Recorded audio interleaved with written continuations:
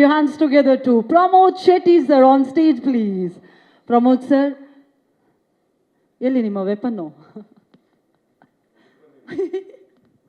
Hartley welcome sir. Yes, ಅವ್ರು ಹೇಳಿದ್ದಾರೆ sir. ಹೌದಾ? ಎಲ್ರಿಗೂ ನಮಸ್ಕಾರ. ಮೊನ್ನೆ ಜೋರಾಗಿ ಮಾತಾಡೋದಕ್ಕೆ ಬೈತಿದ್ದಾರೆ, ಅದಕ್ಕೆ ನಿಧಾನಕ್ಕೆ ಮಾತಾಡಿದೆ. ಆ್ಯಕ್ಚುಲಿ ಈ ಸಿನಿಮಾ ಆಕ್ಸಿಡೆಂಟಲಿ, ನಾನು ಮೊನ್ನೆನೂ ಹೇಳ್ದಂಗೆ ಆಕ್ಸಿಡೆಂಟಲಿ ನನಗೆ ಆಫರ್ ಬಂದಂಥ ಸಿನಿಮಾ. ಆ್ಯಂಡ್ ಮೋಸ್ಟ್ಲಿ ಗೊತ್ತಿಲ್ಲ, ಅಣ್ಣವ್ರ ಆಶೀರ್ವಾದ, ಶಿವಣ್ಣನ ಜೊತೆ ಒಂದು ಸಿನಿಮಾ ಆಗಬೇಕು ಅಂತಿತ್ತೇನೋ ಹಣೆ ಬರದಲ್ಲಿ ಬಂದಿದ್ದೀನಿ, ಮಾಡಿದ್ದೀನಿ.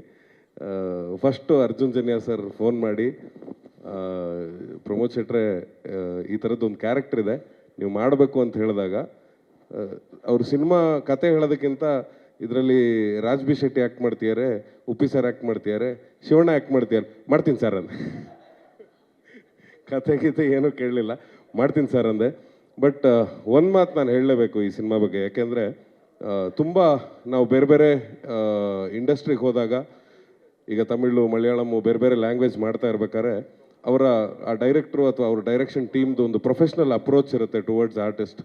ಅವ್ರು ಏನು ಮಾಡಬೇಕು, ಏನು ಹೇಳಬೇಕು, ಎಷ್ಟೊತ್ತಿಗೆ ಬರಬೇಕು, ಎಷ್ಟೊತ್ತಿಗೆ ರೆಡಿ ಆಗಬೇಕು, ಈ ಥರದ್ದೊಂದು ಪ್ರೊಫೆಷ್ನಲಿಸಮ್ಮು ನಮ್ಮ ಇಂಡಸ್ಟ್ರಿಲಿಲ್ಲ ಅಂತ ತುಂಬ ಜನ ಮಾತಾಡ್ತಿದ್ರು. ನನಗೇನು ಅನಿಸಿರಲಿಲ್ಲ, ಅಂದರೆ ತುಂಬ ದೊಡ್ಡದಾಗಿ ಅನಿಸಿರಲಿಲ್ಲ. ಇತ್ತೀಚೆಗೆ ಬರ್ತಿರೋ ಎಲ್ಲ ಟೀಮ್ಗಳು ಕೂಡ ಅಷ್ಟೇ ಪ್ರಿಪೇರ್ ಆಗಿ ಬರ್ತಿದ್ದಾರೆ. ಬಟ್ ಈ ಅರ್ಜುನ್ ಸರ್ದು ಒಂದು ಹೆಜ್ಜೆ ಮುಂದೆ ಇದ್ರು ಅವರು ಅಷ್ಟನ್ನು ಆ್ಯನಿಮೇಷನ್ ಮಾಡಿಕೊಂಡು ನಮ್ಮ ಕ್ಯಾರೆಕ್ಟರ್ ಹೆಂಗೆ ಬಿಹೇವ್ ಮಾಡುತ್ತೆ, ಹೆಂಗೆ ಮಾತಾಡುತ್ತೆ, ಅಂದರೆ ಎಲ್ಲಿಗೆ ಓಡಾಡುತ್ತೆ, ಏನು ಶಾರ್ಟ್ಸ್ ಇಡ್ತಾರೆ ಸತ್ಯ ಸರ್ ಅಂತ, ಅವರಿಬ್ಬರು ಮುಂಚೆನೇ ಕೂತದು ಅಷ್ಟನ್ನು ಆ್ಯನಿಮೇಷನ್ ಮಾಡಿಕೊಂಡು ಅವ್ರು ತೊಗೊಂಬಂದು ಪ್ರೆಸೆಂಟ್ ಮಾಡಿದ್ದಿತ್ತು. ಗಾಬರಿ ಆಗೋದೆ ನಾನು, ಸರ್ ಇದನ್ನು ಮುಂಚೆನೇ ಮಾಡಿ ಇಟ್ಕೊಂಡಿದ್ದೀರ, ಫುಲ್ ಸಿನಿಮಾ ಇದೆ ಪ್ರಮೋದ್ ಅಂದರು.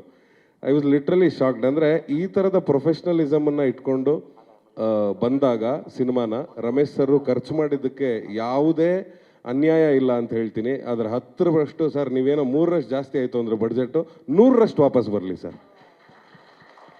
ಯಾಕೆಂದರೆ ಆ ಪ್ರೊಫೆಷ್ನಲಿಸಮ್ಗೆ ನಾವು ಕೊಡಬೇಕಾದಂಥ ಒಂದು ರೆಸ್ಪೆಕ್ಟ್ ಅದು. ಸಿನಿಮಾ ಅನ್ನೋದು ಯಾವತ್ತೂ ಪ್ಯಾಷನ್ ಆಗಿರುತ್ತೆ, ಒಬ್ಬನ ಕನಸಾಗಿರುತ್ತೆ. ಆ ಒಬ್ಬನ ಕನಸಿಗೆ ಸುಮಾರು ಜನ ಜೊತೆ ಆಗ್ತಾರೆ. ಅವ್ರು ಹೇಳ್ದಂಗೆ 3 ವರ್ಷದಿಂದ ಹಗಲು ರಾತ್ರಿ ಕಷ್ಟಪಟ್ಟು ನಿದ್ದೆ ಬಿಟ್ಟು ಕೆಲಸ ಮಾಡಿದವ್ರು ಇವತ್ತು ಚೆನ್ನೈಯಲ್ಲಿ ಇದ್ದಾರೆ. ನಾವೆಲ್ಲ ಇಲ್ಲಿ ಕೂತ್ಕೊಂಡು ನಿಂತ್ಕೊಂಡು ಮಾತಾಡ್ತಾ ಇದ್ದೀವಿ. ಸೊ ನನಗಂತೂ ಎಸ್ಪೆಷಲಿ ನಾನು ಮಾಡಿರೋದೇ ಸ್ವಲ್ಪ ದಿನಗಳ ಕೆಲಸ, ಬಟ್ ನನಗೆ ಹೆಚ್ಚಿಗೆ ಮಾತಾಡೋಕ್ಕೂ ಯೋಗ್ಯತೆ ಇಲ್ಲ ಇದ್ರ ಬಗ್ಗೆ. ಅಷ್ಟು ಅದ್ಭುತವಾಗಿದೆ ಟ್ರೈಲರ್. ಮೊನ್ನೆ ನೋಡಿದಾಗ ನಾನು ಅವ್ರಿಗೆ ಅರ್ಜುನ್ ಸರ್ಗೆ ಅದನ್ನೇ ಹೇಳಿದೆ, ಸರ್ ನಾನು ಕನಸಲ್ಲೂ ಅನ್ಕೊಂಡಿರಲಿಲ್ಲ ಈ ಥರ ಇರುತ್ತೆ ಟ್ರೈಲರು ಅಂತ. ಯಾಕಂದರೆ ನನ್ನ ಎಕ್ಸ್ಪೆಕ್ಟೇಷನ್ನು ಇಲ್ಲ ಈ ಥರ ಇರುತ್ತೆ ಸಿನಿಮಾ ಅಂತ. ಅವರು ತುಂಬ ಬ್ರೀಫಾಗಿ ಹೇಳಿದರು ಕ್ಯಾರೆಕ್ಟರ್ಗಳನ್ನ, ಉಪ್ಪಿ ಸರ್ದು, ಶಿವಣ್ಣಂದು, ರಾಜ್ದು ಎಲ್ಲ. ಆ್ಯಂಡ್ ಅವ್ರಿಗೆ ಭಾಳ ಸರ್ಪ್ರೈಸ್ ಆಗಿದ್ದು. ಆ್ಯಂಡ್ ನಿಮಗೂ ಮೋಸ್ಟ್ಲಿ ಸುಮಾರಷ್ಟು ಜನರಿಗೆ ಸರ್ಪ್ರೈಸ್ ಆಗುತ್ತೆ ಅನಿಸುತ್ತೆ.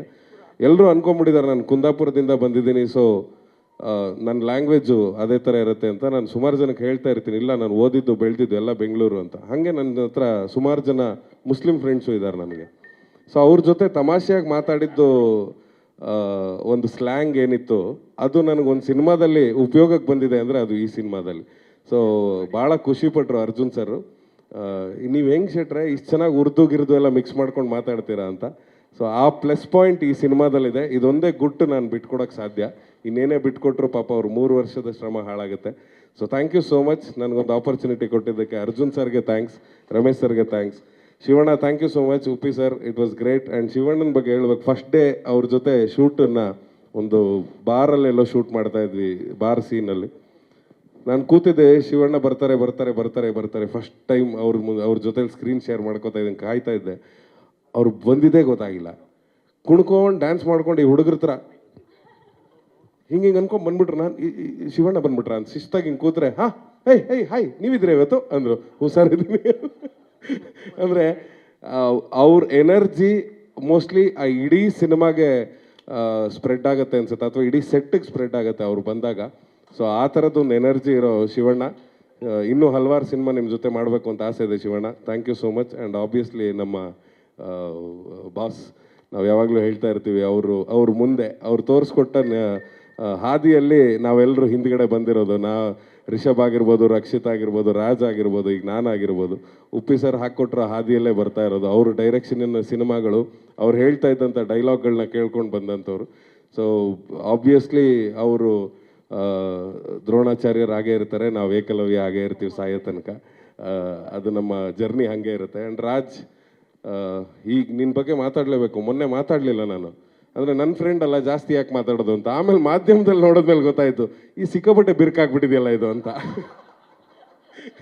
ಇಷ್ಟೊಂದು ಬಿರುಕು ಯಾವಾಗ ಬಂತು ಅಂತ ಸುಮಾರು ಜನ ಫೋನ್ ಮಾಡಿ ಕೇಳಿದ್ರು, ಹೌದಾ ಅಂತ. ಹೌದು, ಏನೀಗ ಅಂದೆ ನಾನು. ಅಂದರೆ ಯಾಕೆ ನಿಮ್ಗೆ ಯಾಕೆ ಬಿಟ್ಟಾಕಿ ಅಂತ. ನಾವು ಆರಾಮಾಗೇ ಇದ್ದೀವಿ, ನೀವು ಯಾಕೆ ಜಗಳ ಮಾಡ್ಕೋತಾ ಇದ್ದೀರಾ ಅಂತ. ಸೊ ರಾಜ್ ಆ್ಯಸ್ ಯೂಶುವಲ್ ಅವನು ಬೇರೆ ಬೇರೆ ಭಾಷೆಗಳಲ್ಲಿ ಅವನ ಸಿನಿಮಾಗಳು ಬರ್ತಾ ಇದ್ದಾಗಲೇ ಎಲ್ರಿಗೂ ಗೊತ್ತಾಗುತ್ತೆ ಅಂದರೆ ಅವನು ಎಷ್ಟು ಅದ್ಭುತ ನಟ. ನನಗೆ ಉತ್ಪ್ರೇಕ್ಷೆ ಆಗುತ್ತೆ. ನನಗೆ ಅವ್ನ ನಟನೆಗಿಂತ ಒಂದು ಮಾರ್ಕ್ ಜಾಸ್ತಿ ನಾನು ಅವ್ನ ಬರವಣಿಗೆ ಕೊಡ್ತೀನಿ. ನಾನು ಅವ್ನ biggest fan for is writing. ತುಂಬ ಅದ್ಭುತವಾಗಿ ಬರೀತಾರೆ. ಆ್ಯಂಡ್ ನಮ್ಮ ಥರ ಗಂಟೆಗಟ್ಟಲೆ ತೊಗೊಂಡು ಬರೆಯಲ್ಲ. ಒಂದು ಪೆನ್ನು ಪೇಪರು ತೊಗೊಂಡು, ಶಿವಣ್ಣ ನೀವು ಒಂದ್ಸರಿ ನೋಡ್ಬೇಕು ಅವ್ರು ಬರೆಯೋದನ್ನು. ಒಂದು ಪೆನ್ನು ಪೇಪರ್ ತೊಗೊಂಡು ಒಂದು ರೂಮಲ್ಲಿ ಮೂಲೆಯಲ್ಲಿ ಹಿಂಗೆ ನೆಲದ ಮೇಲೆ ಕೂತ್ಕೊಂಡು ಗೀಚ್ಬಿಡ್ತಾನೆ, ಒಂದು ಇಡೀ ಸಿನಿಮಾ ಕತೆ ಗೀಚ್ಬಿಡ್ತಾನೆ ಅಯ್ಯಪ್ಪ.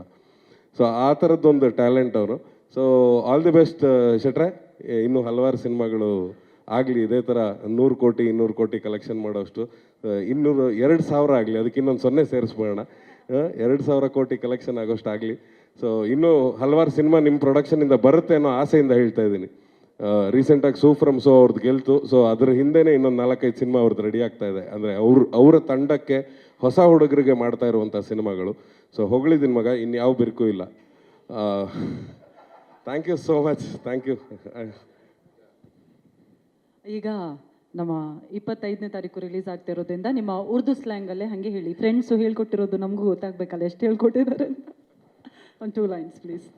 सभी को 25ನೇ ತಾರೀಕು थिएटर को बुला रहा हूँ, चुपके से आ जाओ, पिक्चर देख के जाओ बस. ठीक है बा, thank you so much Pramod Shetty sir, thank you so much.